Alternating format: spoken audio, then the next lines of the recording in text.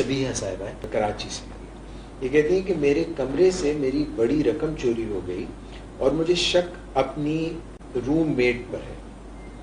اب میں اس سے کیسے بات کروں؟ ہمارا تعلق نہ اچھا ہے نہ برا, بس نیا نیا ہے.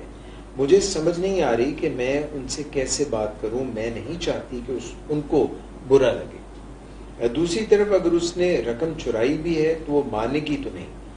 میں کیا کروں, کیسے کہوں اور کیا بات کروں؟ یہ بڑی ایک ٹرکی سچویشن ہوتی ہے جب آپ کو یقین نہیں ہوتا کہ کسی نے غلط کام کیا ہے اور آپ اپنے اندر دباؤ محسوس کرتے ہیں کہ اس سے بات کیسے کریں. اور اس میں اس موقع پہ تو بات کرنا ہمیں بہت آسان لگتا ہے جب ہمیں کلیئر پتہ ہوتا ہے کہ ہم بالکل حق سچ پر ہیں اور پتھر پہ لکیر ہے ہمارا جو خیال ہے, جو ہماری سوچ ہے. تو بعض اوقات اس وقت ایسا درست نہیں ہوتا کہ ہمارا خیال درست ہو, لیکن اگر ہمیں لگتا ہے کہ ہمارا خیال درست ہے تو ہم کافی گرمی میں آ کے بات کرنے کے لیے بہت اپنے آپ کو آمادہ پاتے ہیں. جی. لیکن جب ہمیں شواہد بتا رہے ہوتے ہیں کہ کوئی معاملہ ایسا ہے جیسا کہ یہ کوئی ہاسٹل کا واقعہ ہے یا کوئی اس طرح کی سچویشن ہے, تو ایسے میں بظاہر لگتا ہے کہ ان کو اس بات کے کچھ نہ کچھ شواہد ضرور ملے ہیں کہ ان کی جو رقم چوری ہوئی ہے جی وہ ان کی روم میٹ نے چرائی ہے, لیکن ان کے پاس اس بات کا ثبوت یا مشاہدہ یا کوئی گواہی نہیں ہے حتمی کہ حتمی طور پر وہ کنونسڈ ہوں, اور انہوں نے آنکھوں سے کچھ نہیں دیکھا اور انہیں کسی نے بھی کچھ نہیں بتایا, لیکن ان کو لگتا ہے ان کے اپنے حساب کتاب سے کہ یہ رقم ان کے جو روم میٹ ہے اس نے چرائی ہے. جی. ایسی سچویشن میں عموماً بات کرنا ذرا مشکل ہوتا ہے, اور بات کرنے کی بجائے کہیں اور جا کے بات کی جاتی ہے, جسے کہتے ہیں نا گپ بازی, کہ جس بندے کے بارے میں آپ کو اس قسم کے سنگین خیال آ رہے ہیں اس سے بات کرنا تو بہت مشکل لگتا ہے, لیکن دوسرے لوگوں سے جا کے بات کرنا بہت آسان لگتا ہے, اور الٹیمیٹلی بات وہاں پہنچ جاتی ہے اور تعلقات بھی خراب ہو جاتے ہیں. میں یہ مشورہ دوں گا کہ بات کرنے یا نہ کرنے کا جو فیصلہ ہے وہ بہت اہم ہے, کیونکہ اگر وہ بات نہیں کریں گی تو رنج پالے رکھیں گی, اور رنج پالے رکھیں گی تو الٹیمیٹلی ان کے تعلقات پھر خراب ہو جائیں گے. تو میں اس سچویشن کو 3 مفروضوں پہ لے کے چلتا ہوں. پہلا مفروضہ یہ ہے کہ خاتون کو معمولی سا شک ہے کہ ان کی رقم ان کی روم میٹ نے چرائی ہے, اور یہ شک کافی معمولی درجے کا ہے. جیسے کہ آپ سمجھ لیں کہ 25% ان کو لگتا ہے شواہد سے کہ یہ انہوں نے ایسا کیا ہے, لیکن کوئی بہت ٹھوس اور معقول وجہ نہیں ہے. تو یہ پہلا مفروضہ اگر میرا درست ہے تو پھر ان کو ان سے اس طرح بات کرنی چاہیے کہ جیسے ان پہ شک کا اظہار نہیں ہو رہا, اور وہ اپنے ساتھ ہونے والا ایک واقعہ بیان کر رہی ہیں کہ لاسٹ نائٹ میرے فلاں جگہ سے یہ میری رقم جو ہے وہ چوری ہو گئی ہے, اور ساتھ ہی ان سے پوچھ لیں کہ کہیں آپ کا تو کوئی نقصان نہیں ہوا. جی. اور اس طرح بات کرنے میں جو دوسری خاتون ہیں وہ ناراض بھی نہیں ہو سکتی,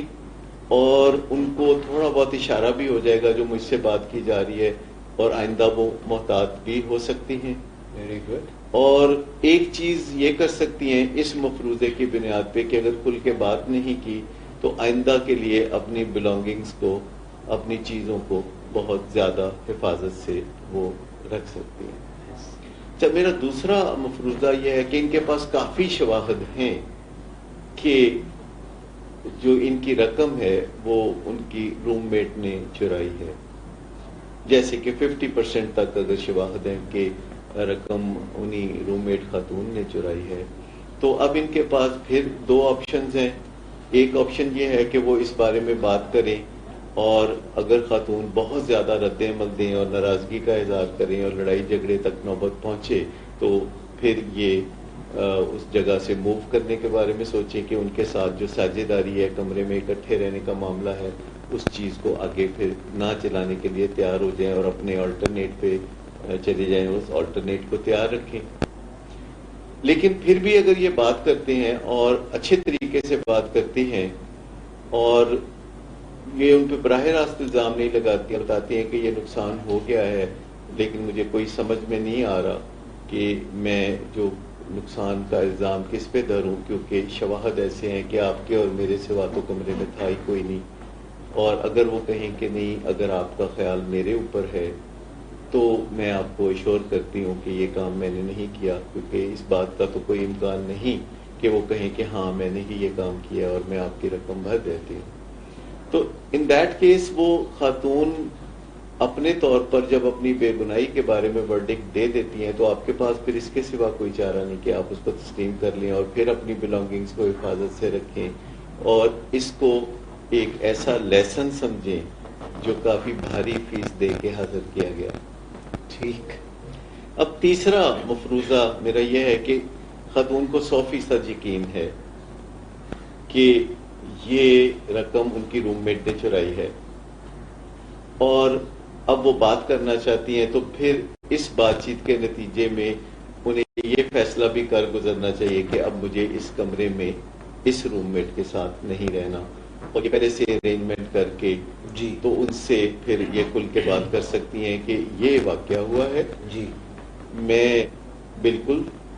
اس بات کو پختہ انداز میں محسوس کرتی ہوں کہ کسی اور کی بجائے مجھے زیادہ تر امکان یہ نظر آتا ہے کہ یہ آپ نے ایسا کام کیا ہے جس سے کہ مجھے شدید رنج پہنچا ہے، اور میں کمرے سے جانے کا فیصلہ کر چکی ہوں، اور میں نے چونکہ اپنی آنکھوں سے نہیں دیکھا، میرے پاس گواہی موجود نہیں، لیکن میرا قیافہ یقینی طور پر یہ کہتا ہے کہ یہ کام آپ نے کیا ہے، تو میں آپ کے ساتھ فردر نہیں رہ سکتی اور میں موو کر کے جا رہی ہوں۔ اور اس حوالے سے پھر بھی اس بات کا امکان بہت کم ہے کہ وہ کنفیس کر لیں خاتون کہ میں نے ہی یہ رقم چرائی ہے اور میں واپس آپ کو دینے کے لیے تیار ہوں، لیکن کم از کم آپ جب اس انداز میں آگے قدم بڑھائیں گی کہ 25% ہے تو یہ کروں، 50% ہے تو یہ کروں، 100% ہے تو یہ کروں، تو آپ اس معاملے کو پینڈنگ رکھنے کی بجائے اور دل میں رنج پالنے کی بجائے نپٹا کے زندگی میں آگے بڑھ جائیں گی۔ اگرچہ 3 فروضوں پہ جو میں نے مشورہ دیا ہے اس سے آپ کی رقم تو واپس آنے والی نہیں ہے، اور آپ اسے ایک قیمتی تجربے یا ایک قیمتی لیسن کے طور پر اپنی زندگی میں یاد رکھ سکتی ہیں کہ اپنی چیزوں کی حفاظت بہت اچھے طرح سے کرنی چاہیے، تاکہ ایسا وقت ہی نہ آئے کہ وہ چوری ہو جائیں اور آپ کو دوسروں کے بارے میں بہت منفی اور غلط سوچوں کا سامنا ہو۔